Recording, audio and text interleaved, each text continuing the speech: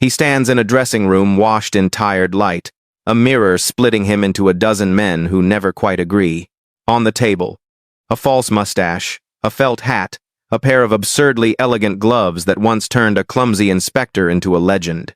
Somewhere, an audience is still laughing at a pink cartoon and a man who tripped like poetry. But here, between heartbeat and silence, the funniest man alive rehearses the one role he never learned: himself. Every time he borrowed a new voice, the old one faded. Every time applause arrived like thunder, the quiet afterward felt heavier, like rain that would not end.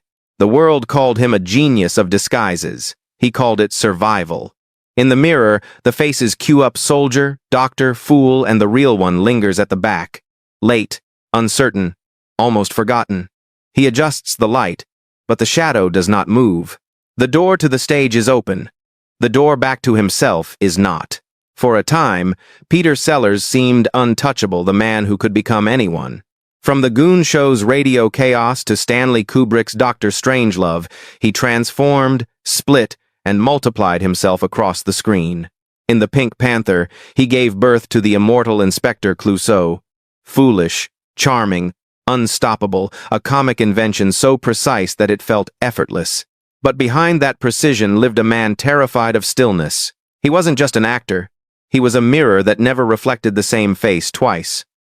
Directors called him unpredictable, magnetic, even possessed. Critics worshipped his range, colleagues feared his moods. To audiences, he was laughter. To himself, he was noise, the constant hum of invention drowning out a silence too vast to face. Sellers lived for transformation because reality felt unbearable. Off-screen, the laughter stopped. He wandered between marriages, between accents, between selves, a man addicted to becoming. "I have no personality," he once confessed. "I exist only in the characters I play." And perhaps that was the tragedy. The world cheered for his masks but never noticed the man who vanished behind them. So let's step beyond the stage lights, where applause turns into echo, and follow the voice that made the world laugh but couldn't find its own. He was born Richard Henry Sellers in 1925 into a family that lived from performance to performance. His parents were vaudeville entertainers traveling faces on temporary stages. From them, Peter inherited not only a stage name, but a lifelong understanding. Applause was love, and silence was death. As a child, he wandered behind curtains, watching lights rise and fall, learning that a smile could fill an empty room faster than truth ever could. When World War II arrived, he joined the RAF entertainment unit, not as a soldier, but as a man armed with mimicry. He could be anyone, an officer, a general, a fool, and the laughter he created became a kind of shield. After the war, he brought those voices to the BBC's The Goon Show, where he and his co-conspirators reinvented British comedy. He could change tone, age, and accent within a single breath. It wasn't acting. It was possession. Audiences heard brilliance. Producers heard money. But somewhere within that noise, Peter Sellers heard only fragments of himself, each one fading a little faster than the last. The boy who had once watched his parents from the wings was now the star under the light. Yet the applause that filled theaters left a different kind of silence inside him, one that even laughter couldn't reach. The 1,950 seconds turned into a decade of transformation and torment. Sellers' face became familiar to millions, but to him it was just another mask to manage. He moved from "I'm all right, Jack" to Lolita, from the clownish to the cruel, mastering contradiction so completely that it began to define him. On set, he was professional until he wasn't. One moment radiant, another withdrawn, he carried the energy of 10 men but the peace of none. His first marriage faltered under the weight of his volatility. He could not separate himself from his roles. He acted through arguments, through affection, through silence. He lived in a kind of emotional costume, one friend recalled. To love Peter Sellers was to compete with every character he had ever played. The world demanded humor, but comedy was a wound disguised as performance. Each time he made people laugh, he hit a little deeper. Fame magnified every crack, the anxiety, the obsession, the relentless need to be adored. By the time The Pink Panther was released, the whole world knew Clouseau. But only a few realized that Sellers, somewhere behind those foolish eyes and pratfalls, had begun to lose his own reflection. The mirror of fame was no longer a reflection, it was a labyrinth. Success, for Sellers, was never safety. By the mid-1960s, he had become one of the most famous comedians in the world and one of the most tormented. His relationship with Swedish actress Britt Ekland was a love story written in thunder, passionate, glamorous, and destined to collapse. He proposed after only a few weeks. She became the center of his obsession. Friends said he was tender one hour and terrifying the next. The tabloids called it eccentricity. Ekland later called it fear.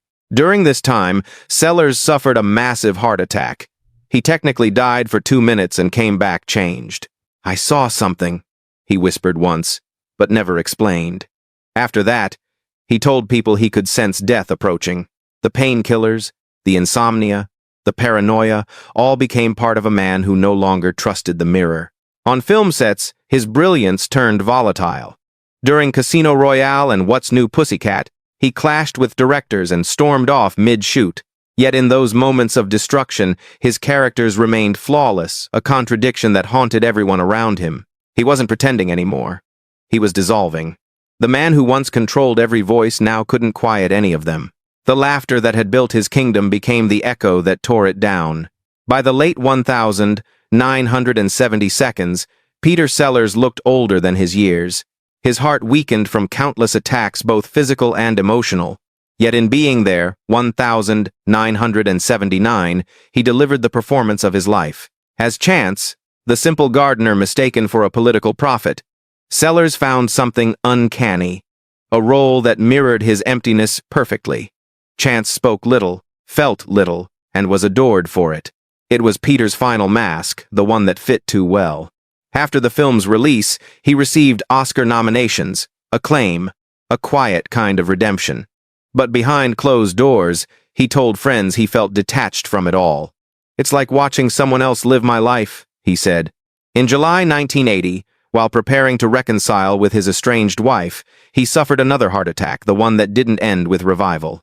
He was 44 years old. In his hotel room, they found a small tape recorder. No one has ever released what was on it.